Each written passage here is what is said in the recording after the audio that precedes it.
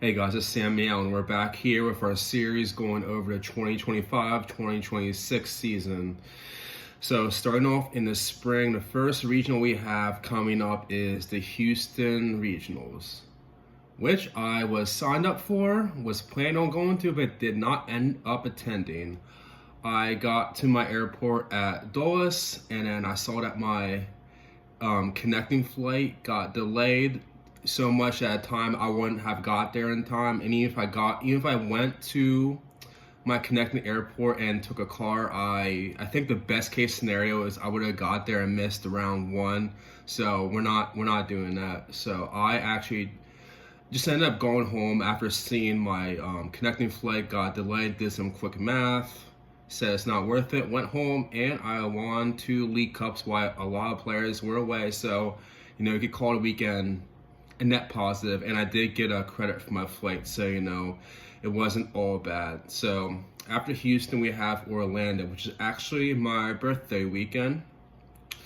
So Orlando, I ran pretty much the same Baltic list I've been running. The list is right here.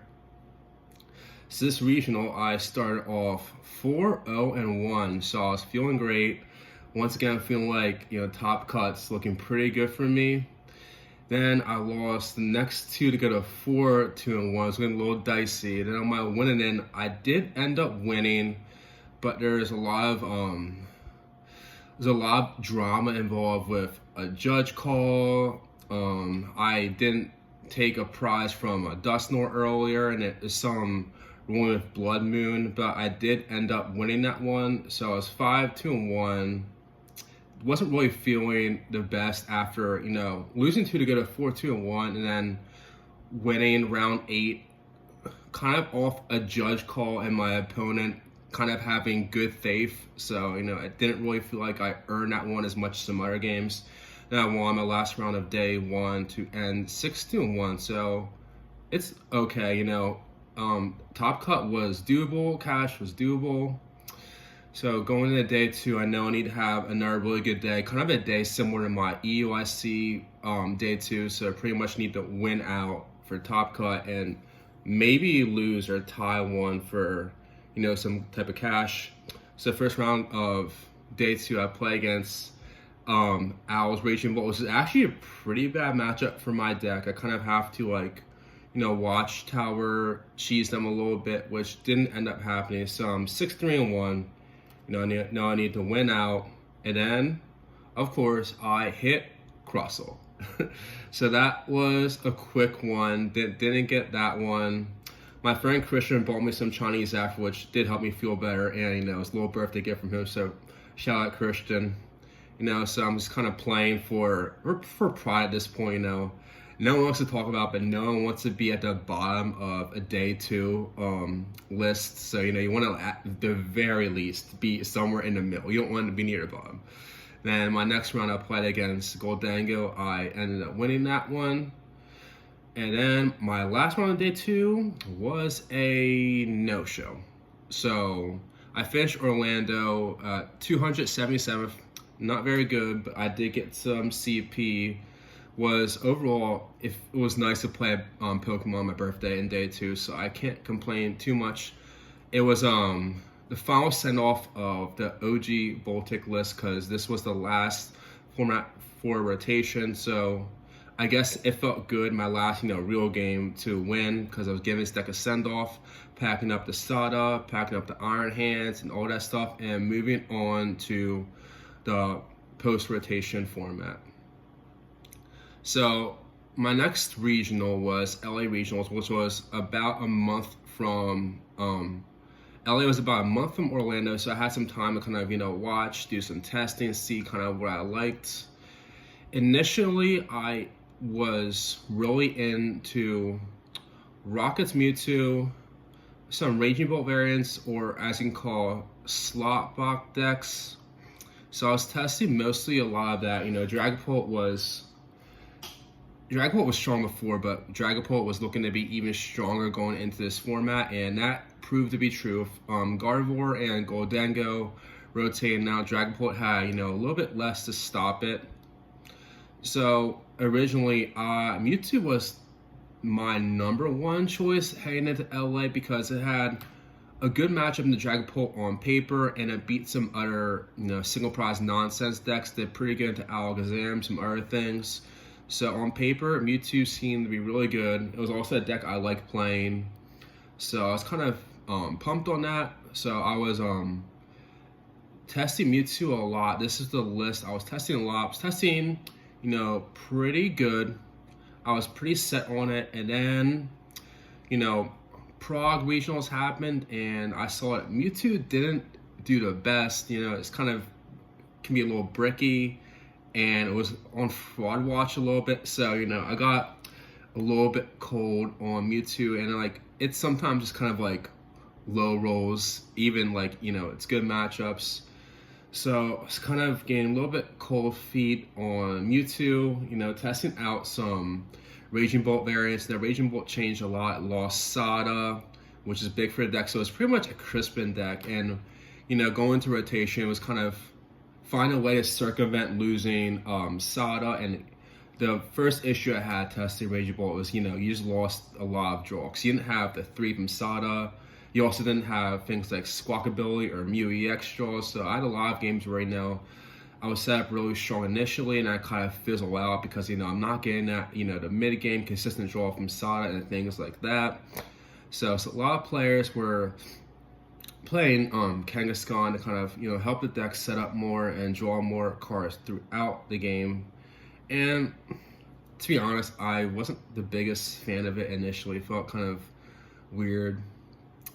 So, LA is about a few weeks away. I'm kind of lost, kind of stuck in the middle of, do I want to play this kind of, mid Mewtwo deck, or am I going to find something out with Raging Bolt?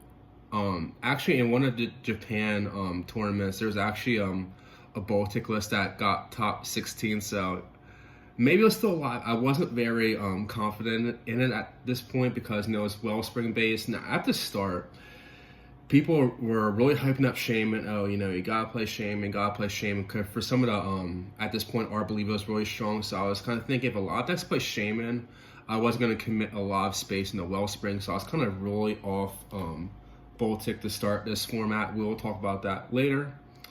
So for Prague, Dragapult did really well, but also the Festival lead did really well, which was not the best news. Mewtwo doesn't have a good matchup to it, and it destroys 2 prize decks. So I'm kind of looking, what am I going to do? I look at some, limitless results. I see that Festival lead is not very good into Okidogi. So I see that Okidogi, it's a fighting type, and Raging Bolt runs fighting type. So I'm kind of thinking, what can I do to put these 2 cards in a deck together? And, I kind of, another thing about Raging Bolt is it lost Nest Ball, so it had a lot less Pokemon Search. So I was also looking for Pokemon Search and for a way to kind of deal with the single prize matchups. And then I came up with this Oki Bolt list here. So, you use the Gong can help you set up the rocks, the Okidogis, get your fighting energy, you can draw with Lunar Cycle. So that, in my opinion, kind of fixed some problems. Like I said, the 2 prize decks losing Nest Ball didn't have a lot of search lot. They lost their consistency cards. So, using the Fighting Gong package, the Lunar Rocks package, it kind of set for more consistency and more draw. And then I was going to use the Okidogi to kind of stream those in the matchups like Festival Lead, Alakazam, other single prize decks, because when it has Prisma Energy attached, it gets up to a whopping 230, which is pretty thick. A lot of things don't want to deal with that. And also swings 170, which also with weakness can one-shot Kangaskhan, one-shot some new Meowth EX cards. So I was really liking Okidogi, really doing a lot of messing around with it. I thought it had, something pretty good. I think to this point, I was the first person to put Okidogi in the Raging Bolt deck, so my friend Alex gave me a lot of shit for it. He didn't think it'd work. Don't blame him. So I show up to LA Regionals. I'm not really sure what to expect.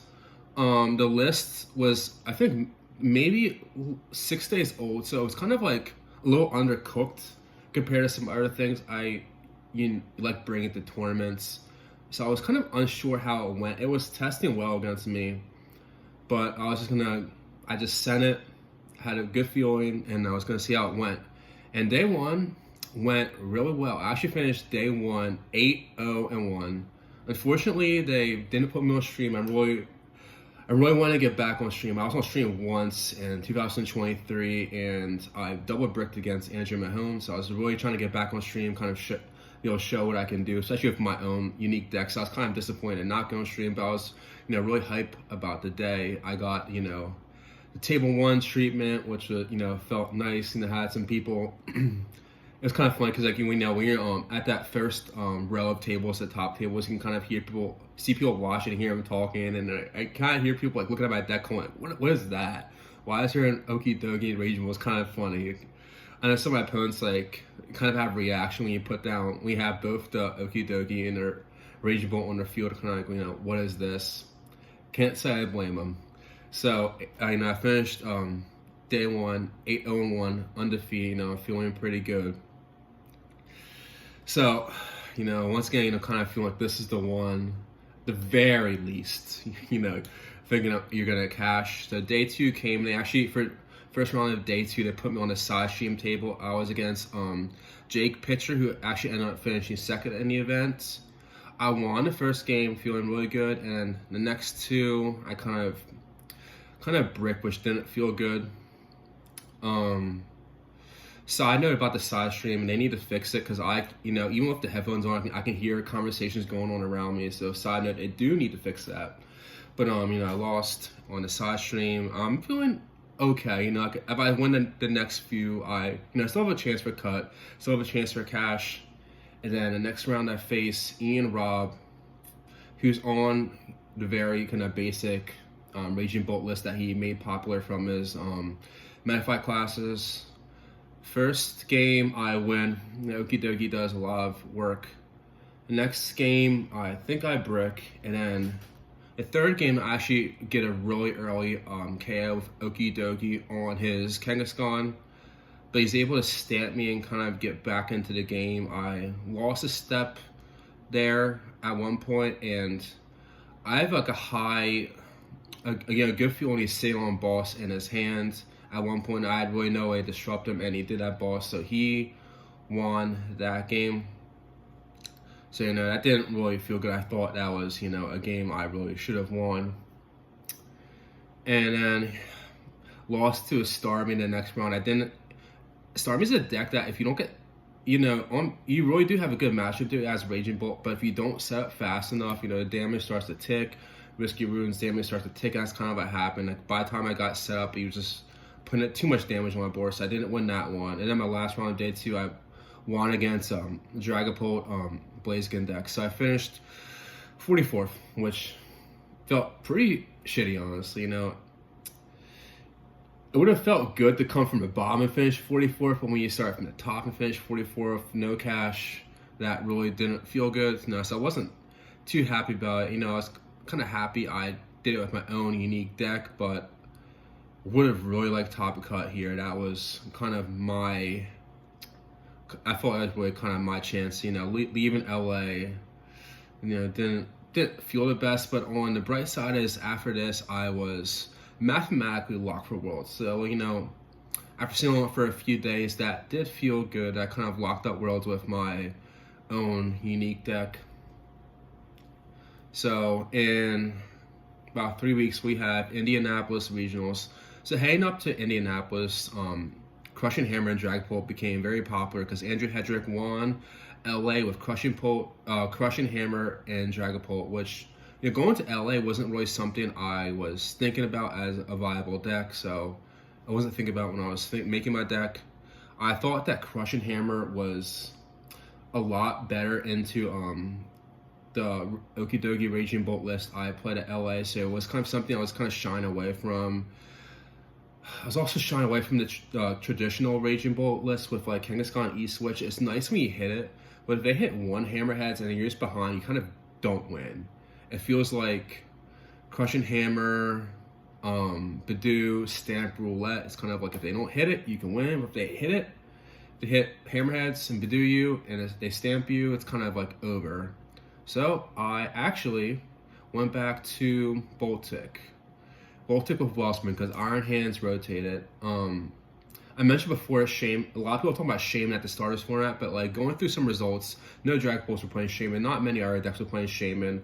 I think that the only decks that play Shaman were decks I already lost to anyway, so it wasn't a big deal.